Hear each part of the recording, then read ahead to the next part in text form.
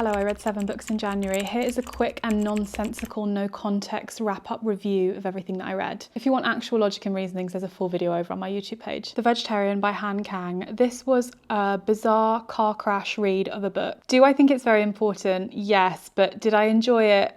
Not really, no. I do think you should read it though. Bloom by Delilah S. Dawson. This is a horror book. Cottagecore sapphic horror. We love a sustainable queen, but this is the worst bi awakening for anyone ever. I think the horror element of this was perhaps a bit too subtle, until it wasn't, and then I was gripped. Want by Gillian Anderson. I've already reviewed this over on my page a little bit more in depth. I think you're going to get the best out of this book if you read it in short bursts rather than binge read it. Evenings and Weekends by Oisin McKenna. I listened to this on audiobook. Contemporary fiction, very character driven. For me, this felt very nostalgic and atmospheric, but I didn't feel invested in any of the characters really. I didn't care what happened to them. And Education and Malice by S.T. Gibson. This was a very straightforward, rivals to lovers, academic, sapphic, vampire fiction. This was a good, solid read and I enjoyed it. Next was a Kindle book and it was Red Rising by Pierce Brown. If I'd have done research, I would have known that I have just started a 6-book series and I maybe wouldn't have started it. I'm not sure if I actually enjoyed this book. Darrow is insufferable, but I have started the second because I enjoy that the author feels ruthless. No character is safe. Everyone is mean and nasty, and it's very violent. Deliver Me by Elle Nash has the makings of everything that I like out of a horror, more specifically a boyfriend with an insect fetish, religious overtones, the Pentecostal church, and an impending sense of doom about pregnancy. There were lots of things I liked about this book and lots of things I didn't like, but I felt like ultimately it lacked a lot of tension, which would have contributed to the end a bit better. Anyway, that was everything I read in January.